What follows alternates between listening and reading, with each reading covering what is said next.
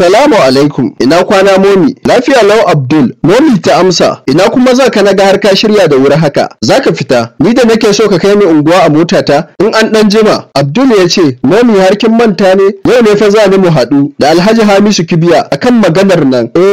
An yi haka na tuna, to da za ka haɗa ni ya kai ni, ga mu kullum motar nan, ni ba na son driving yanzu, tun da abin nan ya faru, don Allah momi ki yi haƙuri, ki manta da abin da ya faru, akan titi tsakaninki da mai motar nan, komai ya wuce. Haba Abdul, ya za a komai ya wuce cikin sauƙi haka, irin wannan cin mutunci har ina, zagi da jifa da kalami, waɗanda tun da nake ban taɓa jin su an gaya wa wani a gari ba, amma yau gani wani ya jefe ni da su akan titi, kuma ya yi tafiyarsa ko a jikinsa. Aini tun daga wannan ranar ma, na ɗau alƙawari a zuciyata na daina driving har abada, wanda in hau a daidaita sauyi kai ni ko ina cikin kwanciyar hankali, ya fi min mutunci da nutsuwa. Tofa, Momi ta yanke hukunci mai tsanani kuma mai sauƙi a wajenta. Ku ci gaba da kasancewa tare da Double Drive. A yau za mu zayyano muku irin ƙalubale da cin mutuncin da mata masu driving suke fuskanta a kan titi. Bayan tattaunawar da muka yi da wasu daga cikin mata masu driving a garuruwa daban-daban da ke arewa a faɗin Najeriya, haka kuma biyo bayan dogon nazari da bincike da muka yi. Double Drive, lafiyar motocinku. Mace ba ta driving mota a kan titi sai ta kai jarumar mata. Ko ka san mafi yawan kaso na matan da suke driving mota ƙarfafa zuciyarsu suka yi kawai, ba ra'ayinsu ba ne, dan ba yacce suka iya ne. Wasu ra'ayin iyayensu ne, wasu ra'ayin mazajensu ne, wasu ra'ayin 'ya'yansu ne, wasu ra'ayin familinsu, wasu mafitar aikinsu, wasu mafitar kai da kai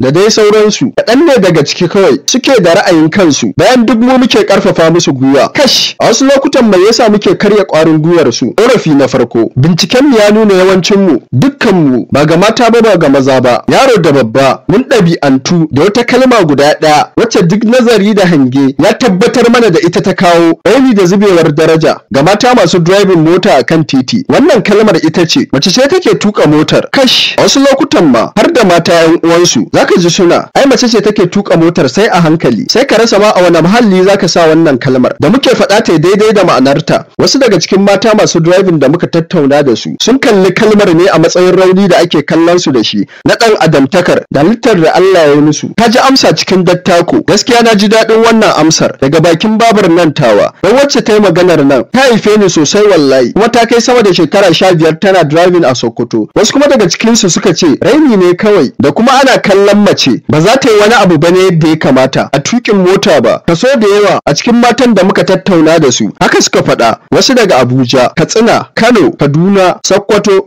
Bauchi da sauransu. Korafi na biyu, cin mutunci akan titi. Na sha labarurruka marasa daɗi, masu wahalar bayarwa, da mai bayar da su kuma masu nauyin sauraro, da mai sauraron mai bada labarin. Zagi, cin zarafi, cin mutunci, kalaman ɓatanci iri-iri. Lallai ko kwalta ce, wata ma da girmanta da motarta. Hajiya ta kai hajiya, ya leƙo ya ce mata 'yar wahala akan abin da bata san mata aikata ba, kuma abin ban haushin babu yacce ka iya haka zaka haɗiye. Kwaltar kenan. Ko kana da iko wani jikon sai kallo ka kau da kai. Korafi na uku kuma, ma'aikata in suka tare mace a mota ta kasa gane musu. Wasu ma'aikatan in suka tare mace a mota ta kasa fahimtar ma me suke da bukata, ko kuma su yi mata bayani ta yadda za ta gane. Amma ina, a ƙarshe binciken mu ya nuna cewa ba komai ba yasa mata masu driving suke fuskantar wannan ƙalubalen face raini, saboda mata suna iyakar ƙoƙarin su wajen kiyaye dokokin tuki da kuma titi, kai har kula ma da lafiyar abin hawa. Bincike ya nuna cewa mata masu driving sun fi kula da kiyaye dokokin hanya. Hasali ma hakan ne yasa a koda yaushe ake ganin kamar su ne masu laifi akan titi, don da a ce mu muke kiyaye dokokin tuki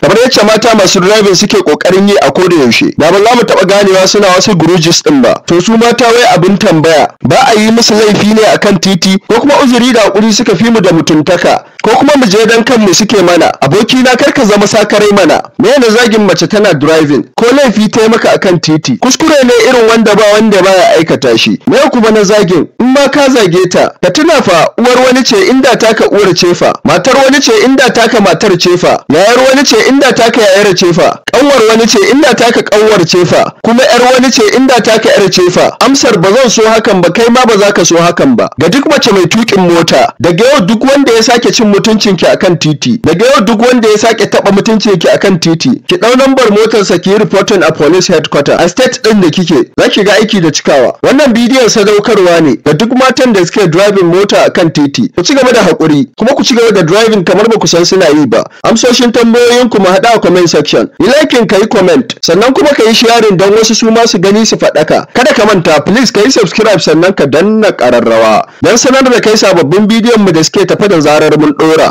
Daba Drive lafiyar motocinku.